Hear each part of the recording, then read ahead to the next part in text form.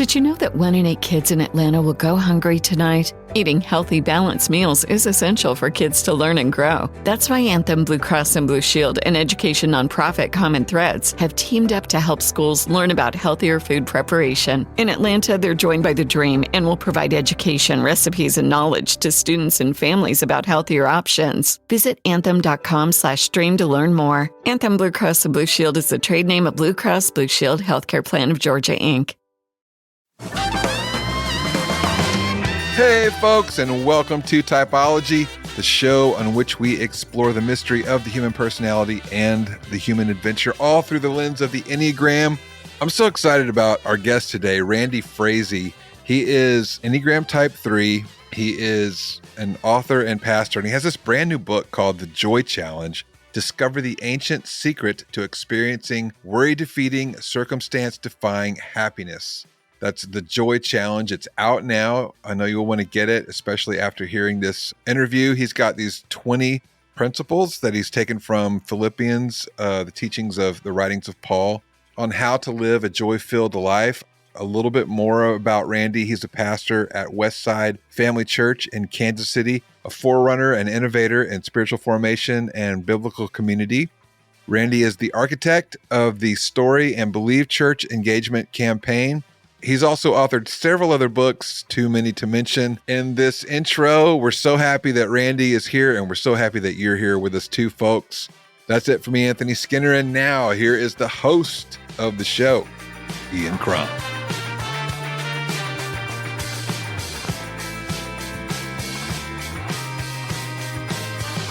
Hey, Typology family, welcome to the podcast on which we explore the mystery of the human personality and the human adventure through the lens of the Enneagram. I'm joined by my great friend, Anthony Skinner again. Ian, how are you doing? Anthony, I am doing really, really well. Well, I was going to say I'm back from 2 weeks of vacation celebrating my dad's 90th. Whoa. Yeah.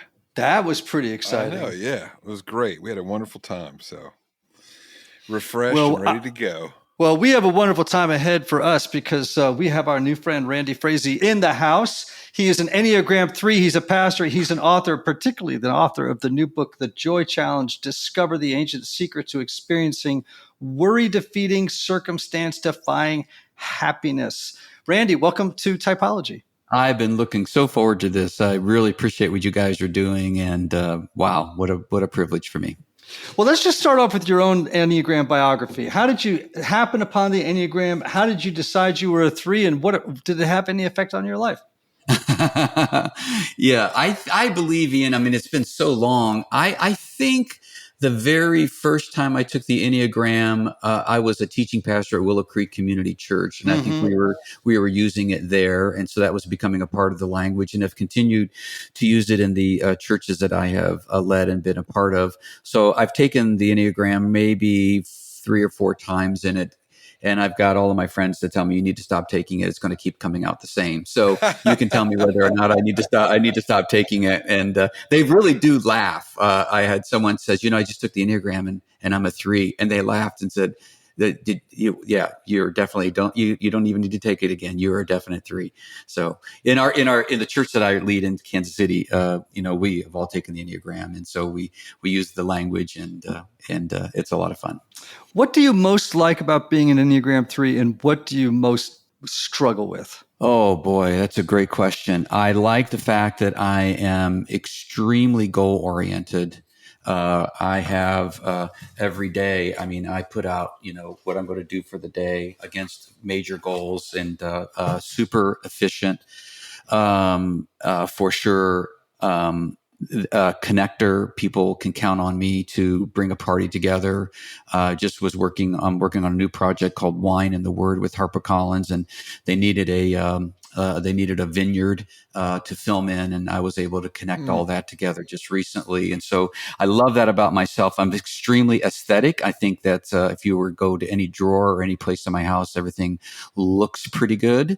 I drive an old 1985 Mercedes 380 SL. I have no idea what's under the engine. I don't even care about that, but boy, do I make sure it looks good. I wear antique watches. That's all I wear. I wear round glasses. So aesthetic aesthetics are very important to me. I wish that weren't the case. I know I couldn't be president of the United States where 50% of the world dislikes you. I couldn't do that. So I think that the thing that I struggle with the most, particularly in the early years, Ian, I found myself a braggart. I found drawing attention to myself. I found myself in the earlier years inflating facts, creating image for myself. But the thing today, I think that I struggle with the most is probably the efficiency and makes it very difficult for me during the day to just chill. To be honest with you, yeah. Yeah. I've made some adjustments to that in terms of patterns and dinners at night and things like that. But I think that's where I struggle the most. So we say that the passion of the three is deceit, right? And often it's self-deceit. So it's that images, right? It's the kaleidoscope of facades that threes can draw on to meet the expectations of the crowd and win them over. Yep. Right, which can be a great benefit. I mean, obviously, there's so many three pastors. There are so many three pastors. Mm-hmm.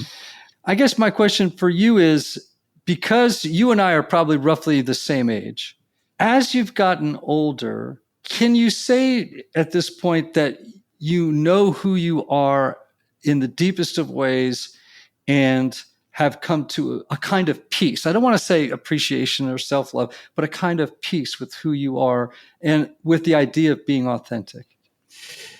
First of all, I've made a lot of progress. I don't know if I could say I'm fully there. Ian, I'm 63 and I am, looking at transitioning, at some point in the near future. And I do think that, I've gotten a life plan, through a wonderful coach, and with my wife, and making sure that I can really make the transition out of the beautiful role of a lead pastor one day, where the Enneagram 3 really feeds on it. So I have a very large congregation, and one day that's going to have to come to an end. I have a little bit of discomfort with that idea, to be honest with you. But I think it was years ago when I was really living a boundarless life, where I was just working around the clock, that I hit a wall with insomnia, and I had to redefine some things. And one of the big things that helped me was a definition of success that people in other parts of the world define success as an evening meal with family and friends, and Americans define success as the next purchase. For me, it was never the next purchase; it was the next achievement. Mm-hmm. And so, since about 39, I've really made a shift in at least the rhythms of my day. So the way I handle my day and the way I handle even. We have neighbors coming over tonight. We were over someone's house last night. So at 6 o'clock, I put my work down for the day and really soak in relationships. And most of my relationships, deep relationships, are with neighbors that are not necessarily people that are fascinated with the fact that I'm a pastor of a mega church or write books. They're just neighbor down the streets that takes his trash out. And I find that to be extremely healthy for me. So I do like being an Enneagram 3. I'm at a place where I like it. And I think people around me would say that I'm a relatively healthy 3 at this stage in my life. I tried to confess early on in the early days. I think before I even took the Enneagram, that there were things I struggled with. Yeah. So, authenticity, which is the virtue, the antidotal virtue, if you will. Did you ever have a failure in your pastor, in your life? Not necessarily I'm not talking about a major moral failure per se, but the kind of crash that brought you face to face with your own limitations? I would say the first one was back when I did hit the insomnia wall and couldn't sleep for 40 days. I realized that I was extremely limited. I ran into another major wall that was really significant, and this was maybe 7 years ago, which was the last one, which was a betrayal. I experienced a betrayal, And I wasn't prepared because maybe as an Enneagram 3, you can help me with this. As an Enneagram 3, anytime I had experienced, with the way I move and sometimes move around, you take criticism and you just let it roll off of you somewhat. And, but this one really took me for a whirl. My psychiatrist said, you went down into the basement of your brain and you stayed down there too long. And now you're going to need help to get up. And, I was really surprised that even 7 years ago that I could experience depression and felt extremely vulnerable. And I think the betrayal created a great sense of loss for me. And I think that's where I really saw the downside of the Enneagram 3 needing to achieve. And I felt like that was being robbed from me. And it took me for a spin. For about 8 months, I was what you'd call depressed on medications. That's how those threes, man. When they go into depression, it's so uncharacteristic because you tend to be so resilient and so charismatic, and of course you message confidence and everything's great. Even if we're going into chapter 13, everything's great. We're going to get through that. It's and when you're brought up short, what was the gift in that experience? Oh, wow. The gift in that experience. Wow. That's a great question. For me, the gift of that experience was, for me, from a spiritual point of view, that I became much more desperate about my rhythms, and devotional time, prayer, journaling. I journal a page, at least a page, most every day. And I don't do it out of discipline. I do it out of a sense of desperation, because those practices were really helpful for me. And it really surprised me, Ian, like you said, for years, my daughter would say, Randy, Dad, you are like always up high. You've been that way since we've known you. You never experienced depression. And so when the couple of dips in my life where I have, they're like, who are you? And I remember my son-in-law said, you've lost your it. And I just, it crushed me. Like I lost my it and I couldn't get it back. So that was a main gift, was the disciplines that are in my life that I do out of necessity, out of desperation. And I think community became another one. I became much more mindful that I need the other Enneagram gifts around me to be healthy. Mm. Are you in counseling right now? We ask this question a lot, by the way, but of all of our guests.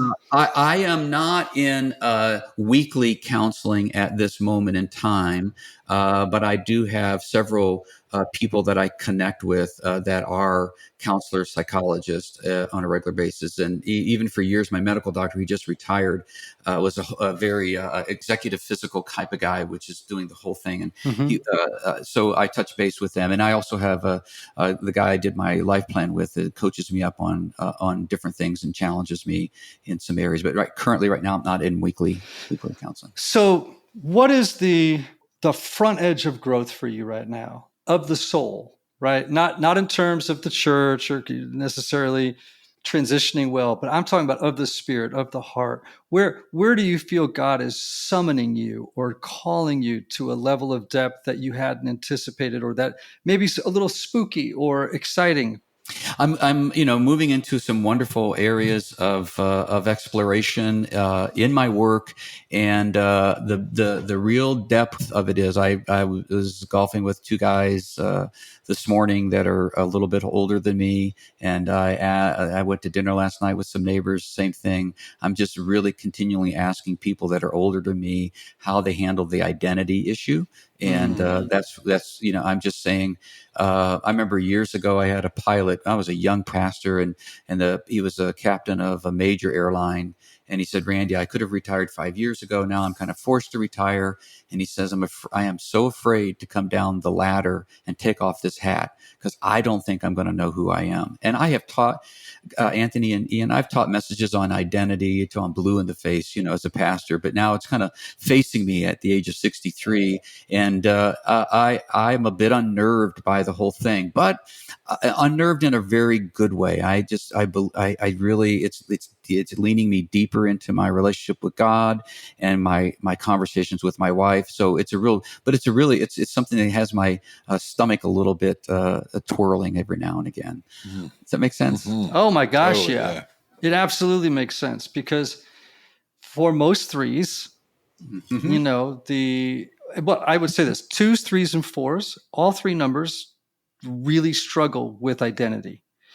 And because of that, they each project different kinds of images. Right? And so we talk, about the images that the 3 projects, but twos and 4s have their own little special projections too. Yeah. Because there's a little anxiety that behind the mask, there's nothing there. Or right? So your face just lit up, right? Like, well, what else is there, right? I wonder if, and this isn't the advice giving, but I wonder if for somebody in your stage of life as a 3, if what would be needed would be a spiritual director versus a therapist. Yeah, maybe so. Yeah. I think you're right. Yeah, somebody that could get Yeah. Go ahead. I had an interesting deal that happened about a month, maybe a month and a half ago. We took my grandson and my granddaughter went with us to Disney. And so we were in Disney. Well, my granddaughter's 15. She's just adorable. And she's a TikTok influencer. And she's got a gazillion deals. She put a deal up on my book. I've never gotten anywhere near on Instagram, the number of likes she has. And she's just adorable. So typically in our whole life, when we go into a room, it's always, oh, you're Randy Frazee, and oh, you're this or that. In Disney, 6 individuals in this park didn't even know she was there, walk up to us, and I go, oh, here we go. And it was about Ava. It was about, her. And like, can we take a picture? And can you take a picture with Ava and, and these teenagers and their families? And my wife looked at me and said, how are you dealing with this? And I go like, it feels a bit weird. I want to be able to deal with it. And I am dealing with it. I'm super excited about it, but I've always been in the other seat. This is exactly what I need. I need more and more experiences like this to sort of like be okay with this. But I have to tell you, Ian and Anthony, it wasn't like, down, it didn't, take me down on my knees. It was noticeable and I think of Enneagram 3 as just being authentic. They can identify with that. And I'm saying, okay, what happens when, and I want to be okay with that. Just a few years ago, only 3% of domestic violence shelters accepted pets, meaning many abuse survivors had to choose between staying in a difficult situation for their pet or leaving their pet behind. 1 in 3 women and 1 in 4 men experience domestic abuse in their lifetime, and nearly half of survivors delay leaving because they can't bring their pets with them. Purina believes in the healing power of pets, particularly for survivors of abuse. They believe pets and people are better together, which is one of the many reasons they started the Purple Leash Project. Through the Purple Leash Project, Purina is helping break down one of the many barriers abuse survivors face: the lack of pet-friendly domestic violence shelters. Purina has helped increase the amount of pet-friendly shelters across the country from 3% to nearly 20% through the Purple Leash Project. With more pet-friendly domestic violence shelters, survivors and their pets can escape and heal together. Visit Purina.com/purple to get involved. The following ad is sponsored by Pets Best Insurance Services. Your pet is your bestie, your therapist, your preferred match. It's easy to love them, even when they sneak your snacks. It's easy to protect them, too, with pet insurance coverage from Pets Best.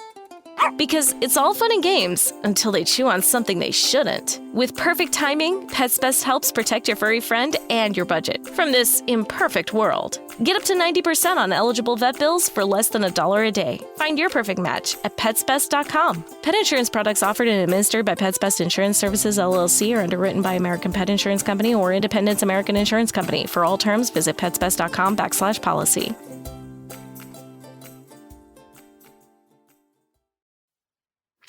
Yes. Thomas Merton used to talk about intentional irrelevance, that he embraced intentional irrelevance. Yeah, I think it was the Moravian guy that said, what is it? Something similar like be born, live for God, die and be forgotten, something like that. Those kind of comments. Another pastor friend of mine, his dad was a very influential pastor. And he basically said, son, you're going to need, he talked about the descent into oblivion He talked about that. Wow.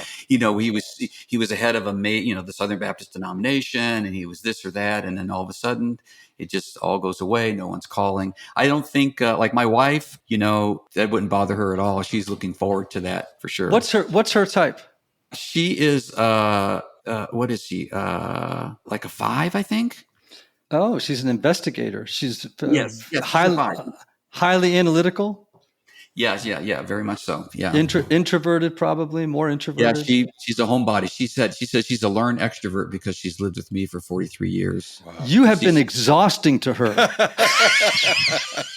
I have been absolutely.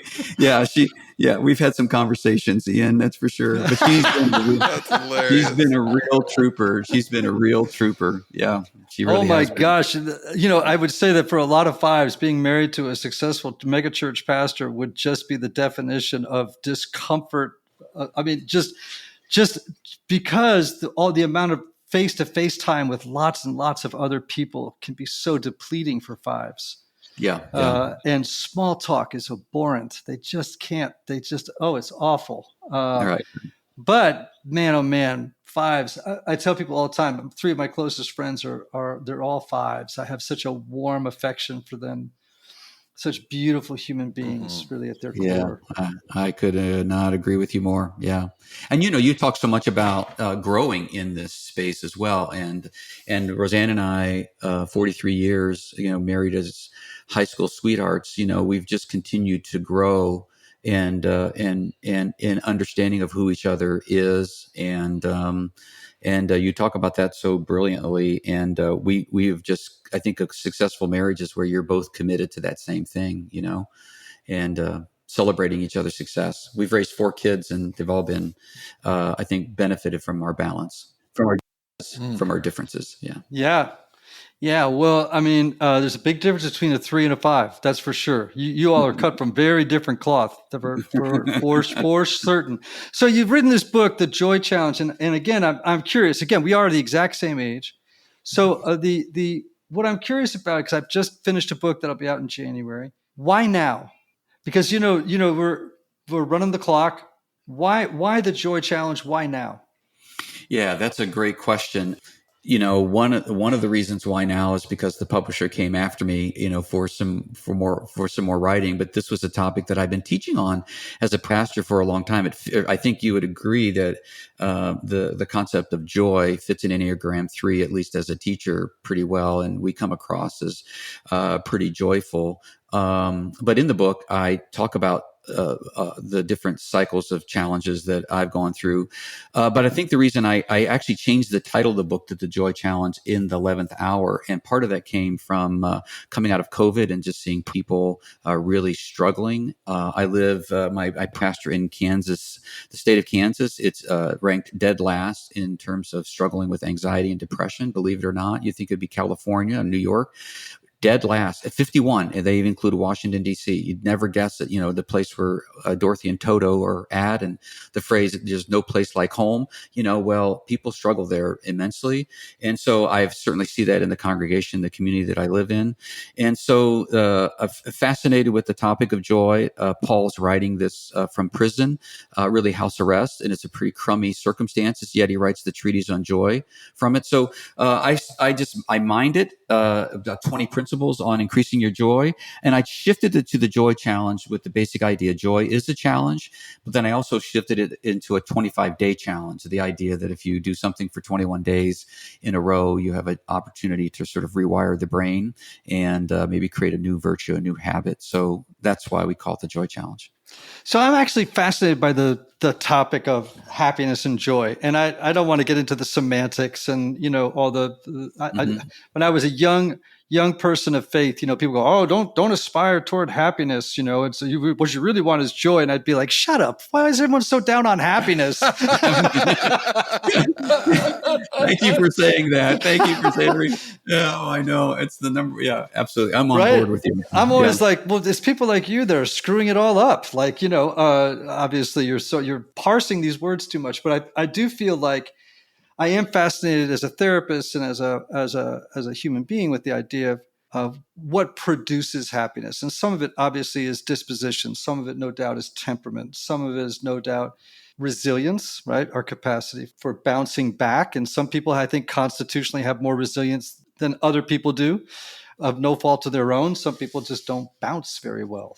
And I've done a lot of reading in the area of the science of happiness and joy, the Harvard longitudinal study. Yeah. Tell us about the science of happiness and joy.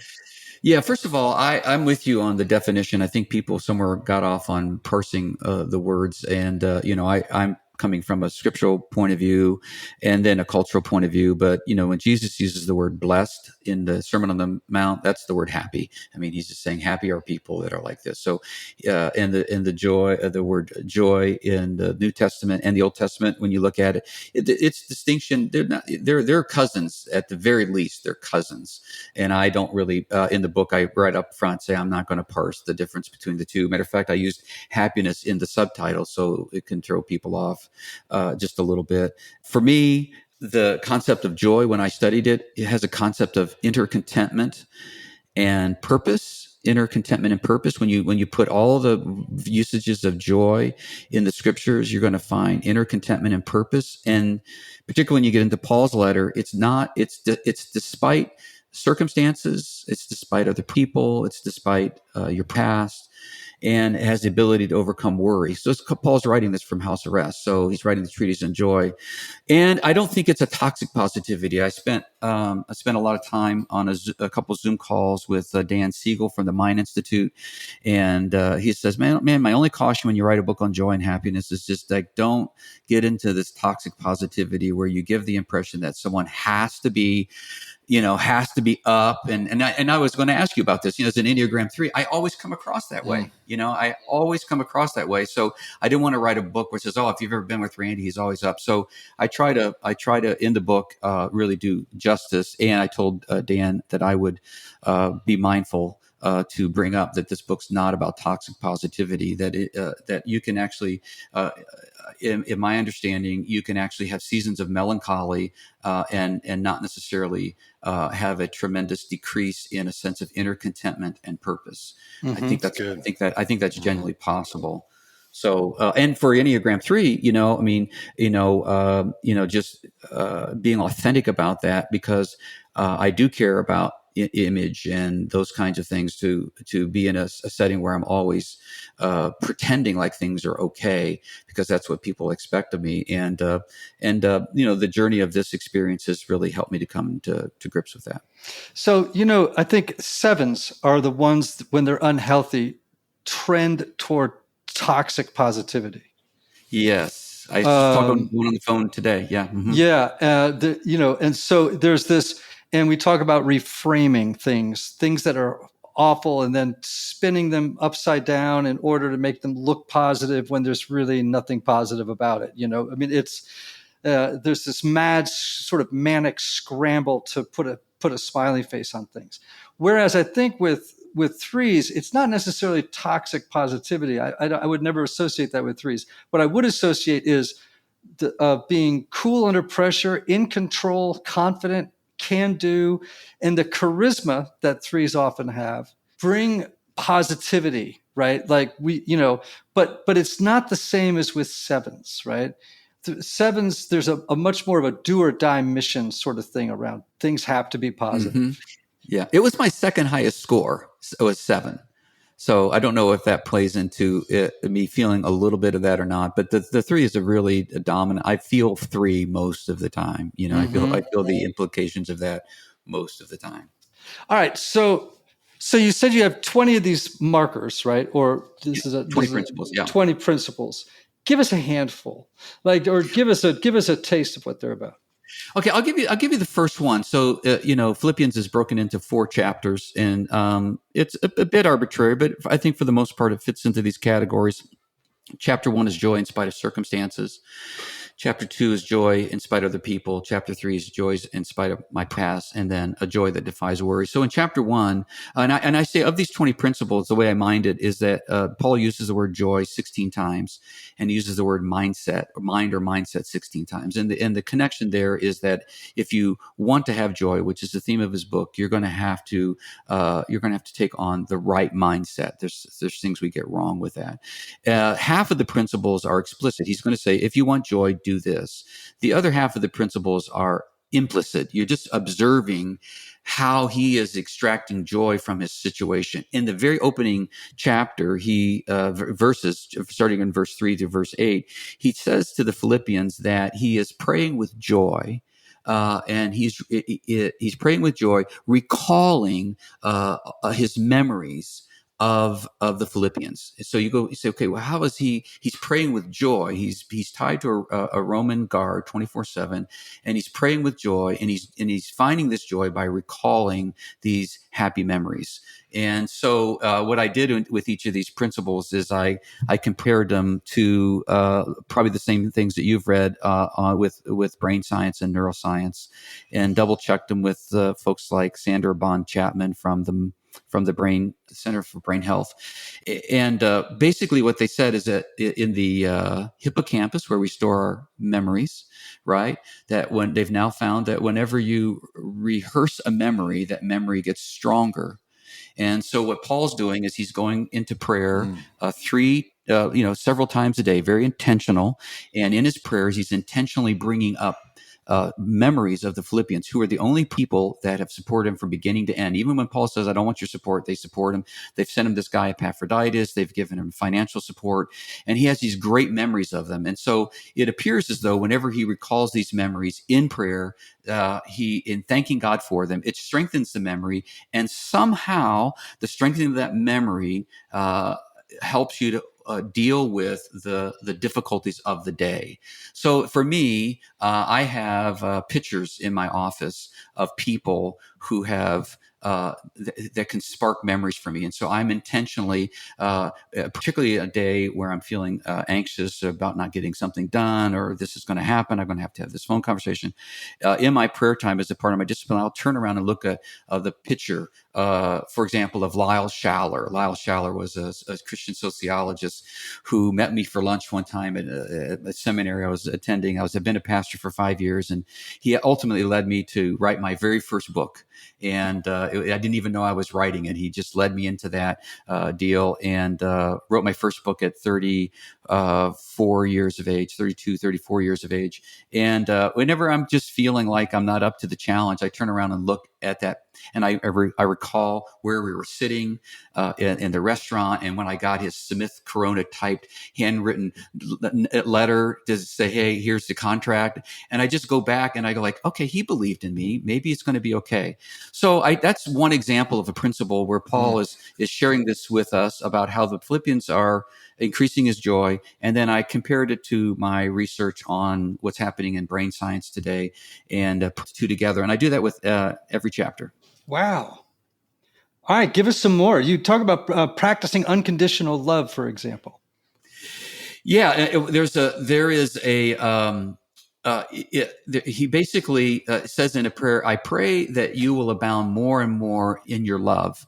And basically the principle is learning how to love better, And you referred to the longitudinal study that Harvard has done, and I quote that in the book as well, where they determined that the secret in this longitudinal study to happiness, when they compared the Harvard boys against the Boston neighborhood boys, and their assumption was the Harvard boys would do better, but that was not a predictor of happiness at all. The only main predictor was loving relationships or loving community, and in terms of happiness. And so Paul is saying to us that when you learn how to love each other better, this is more of an explicit principle. If you want to have joy, learn how to love each other. And what's so countercultural to me about that is oftentimes I think we get upside down. We think the only way I'm going to increase my joy is to focus exclusively on me. And then when I'm happy, I'll focus on others. Many of Paul's principles are teaching us that you need to learn how to love better. In the book, I quote the oldie but goodie 5 love languages. I'd be interested, and I just say I don't have a better rubric for a list for that. So just someone who knows. He says depth of insight. So general knowledge. He says you should know the general principles of loving each other, and then he says you should have depth of insight. And I take that to mean that for every individual person, you might know their Enneagram number, for example. You might know their Enneagram number. That would be super helpful. And I bet you could elaborate on that quite a bit. It would be super helpful if you loved them enough to know that. It would be super helpful if you knew something of their love language. And I give an example in the book, if you don't mind me sharing it. It's like for years, my kids would buy me ties or soap on the rope, to make matters worse, they would use my money to do it. And one year I went to them years and years ago. And I just, listen, hey, how about no more ties, no more soap on the rope? The only thing I desperately want from you, and you can tell me whether an Enneagram 3 would have appreciated this. I just want a letter from you. I want a letter. I want a letter that tells me how we're doing and our relationship. And today I don't have any of the soap on the ropes or ties, but I have all the letters. The most current ones are right here. Current ones. Wow. So I get them from my kids, my grandkids now, and they have learned how to love me. My son, who's in D.C., sent me. He's an attorney. I'll be real brief here. He's an attorney, and he does a lot of white collar crime, a lot of serious stuff. And he said, Dad, with all of my clients, particularly as we're starting trial, he said, I pray the Aaronic prayer over them. The Lord bless you and keep you. And I said, you do? And I used to sing that to them when they were kids. And I said, I used to sing it. He says, Dad, that's why I mentioned it. I mentioned it because I was listening to you. And he wrote me this beautiful email, text. And I tell you, it just... I turned around and asked him, I said, man, you have learned how to love your dad because you're in this unique place where you have the ability, because of the relationship I have with you, to intimately love me. And that's my love language. And so that's what I think Paul is saying to us. You need to learn how to love better. And when you love better, it's going to turn around and bring joy to you. The following ad is sponsored by Pets Best Insurance Services. Your pet is your bestie. Your therapist, your preferred match. It's easy to love them, even when they sneak your snacks. It's easy to protect them, too, with pet insurance coverage from Pets Best. Because it's all fun and games until they chew on something they shouldn't. With perfect timing, Pets Best helps protect your furry friend and your budget from this imperfect world. Get up to 90% on eligible vet bills for less than $1 a day. Find your perfect match at petsbest.com. Pet insurance products offered and administered by Pets Best Insurance Services, LLC, are underwritten by American Pet Insurance Company or Independence American Insurance Company. For all terms, visit petsbest.com/policy.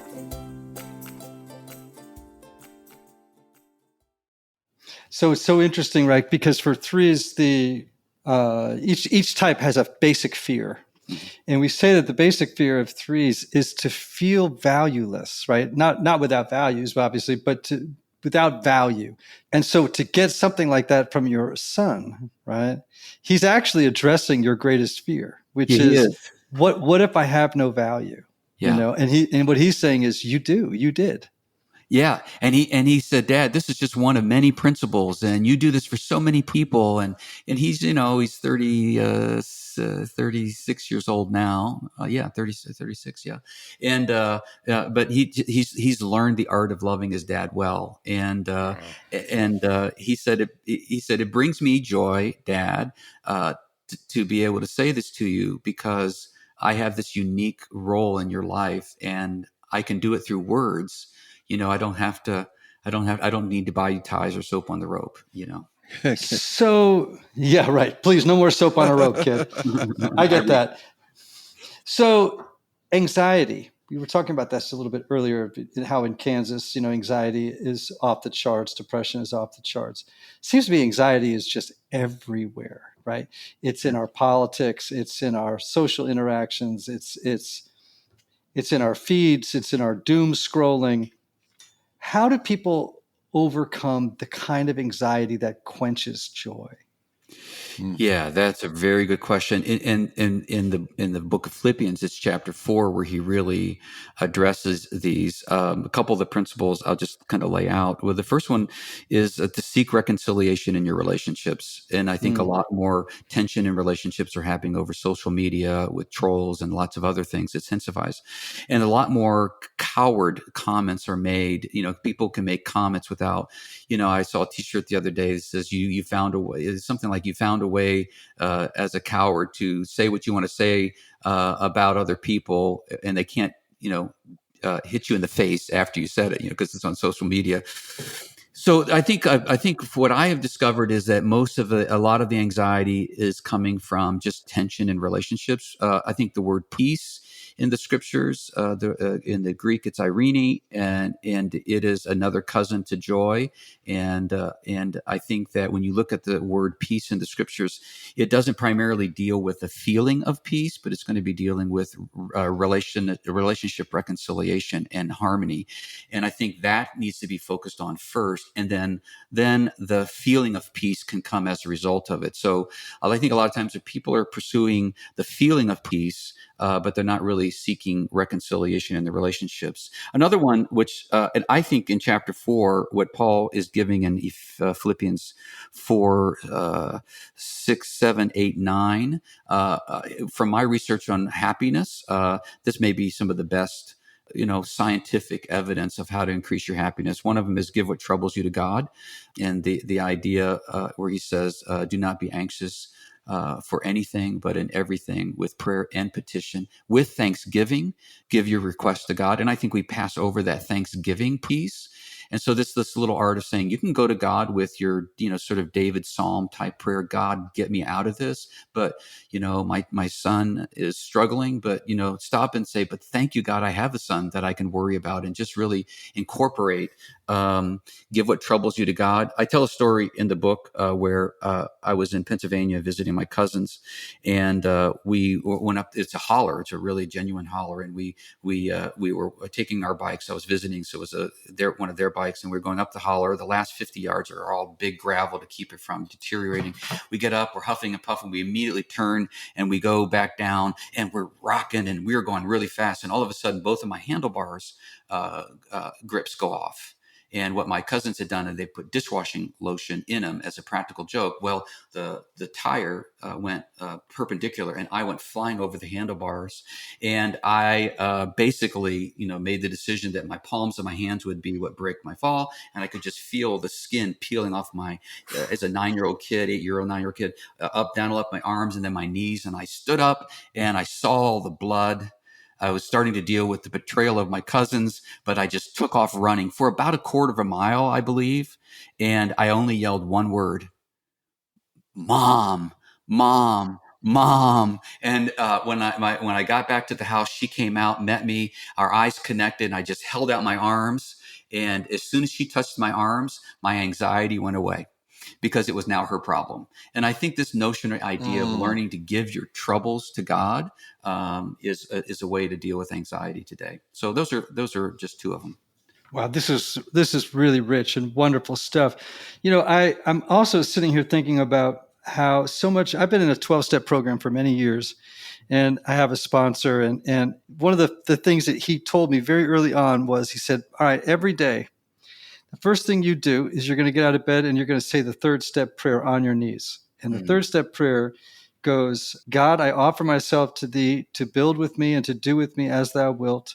Relieve me of the bondage of self, that I may better do thy will.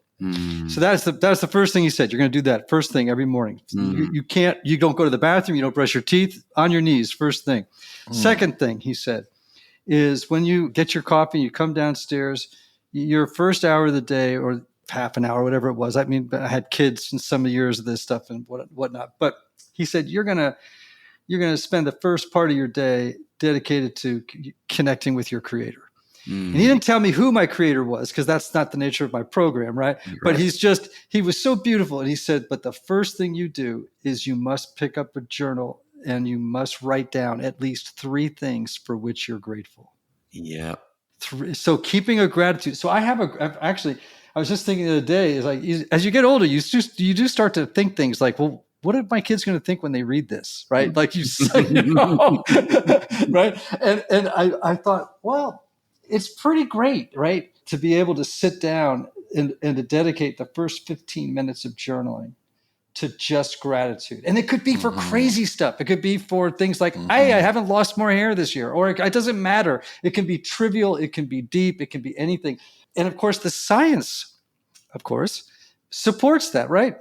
It does. As a matter of fact, in verses 8 and 9, that's the famous passage where right after he says, don't be anxious for anything. He says, whatsoever things are true, whatsoever things are lovely, whatsoever things are just, whatsoever things are noble, whatsoever things are trustworthy. He goes on and on. He says, think upon these things. And if you will do that, the peace of God, which transcends all understanding, will guard your hearts and minds in Christ Jesus. And I think, as you're aware of, is that the concept of gratitude, rehearsing gratitude, is considered, from my research, Ian and Anthony, the number one thing you can practically do to overcome anxiety and depression in your life is gratitude. And here, this ancient letter written in AD 61 was saying it all along. If you will do that, and you will. And so, again, just like you, I mean, I talk in the book even about the possibility of doing a gratitude visit, where you actually do this for someone else, and you sit down and you write 300 words, and then you get together with them, and you don't say anything. You just pick up the letter and you just read it verbatim. And so not only be grateful in your own heart, but pass that gratitude on to others. And I tell you, when I went through the betrayal season, which lasted for 8 months, my doctor told me to read a psalm a day and then journal out of the psalm and make sure you include gratitude. Well, this is before, I had started into this journey of discovering how important gratitude was. And it was certainly a piece of that. And like you, I continue to do it because I believe now more than ever in my mortality and vulnerability. And I don't do it out of discipline. I don't want to go back to that place. I don't know if you guys have ever been in a place where you don't want to go back to, but I really do believe this concept, I call it rehearsing your blessings daily, and I know others have talked about it, is a solid principle. Yeah, for sure. Everybody, I'm talking with our new friend, Randy Frazee, who's the author of the new book, The Joy Challenge, Discover the Ancient Secret to Experiencing Worry, Defeating Circumstance-Defying Happiness. Don't you love these long subtitles now, Randy? It's like they get longer and longer, don't they? I was just telling Ian he needed a few more syllables in his new book coming out. Oh my gosh, subtitle. It is so long, it's embarrassing. Oh, the good news is you have a long one. Oh yes. Yeah, the title of the book is The Fix: How the 12 Steps Offer a Surprising Path of Transformation for the Well-Adjusted, the Down and Out, and Everyone in Between. Yeah, that's longer than mine, man. Yeah, he's got you beat. You win. Hey, you don't have to read the book once you see the cover. That's the problem. Oh, well. Randy, thank you so much for being on Typology and for sharing the depth of your life and also for tackling this really important topic, both from not just a scriptural perspective, but from a scientific perspective too, because the brain science on this stuff is fascinating and compelling. Yes, it is. Ian, it's been a true honor. I've respected your work for many, many years and have led my teams utilizing the tool. And I was talking to a pastor's wife in Chicago. I mean, we were in New York together, and she was just going on. I don't even know if you even know her, but she's just like big time. And there's just so many people have been influenced by what you've done. And I don't even think we've even scratched the surface on where all that you're doing is taking us. Well, thank you, my brother. And thank you to all you who are listening. Go out and get the book, The Joy Challenge, Discover the Ancient Secret to Experiencing Worry-Defeating Circumstances, Defying Happiness, by our friend Randy Frazee. Anthony, I love you. I am grateful for you, and I am grateful for the many years that we've had to be on this great adventure. And to all of you listening, we are grateful that you are a part of our family. May you have love, may you have joy, may you have peace, may you have healing, and may you have rest. Until next time.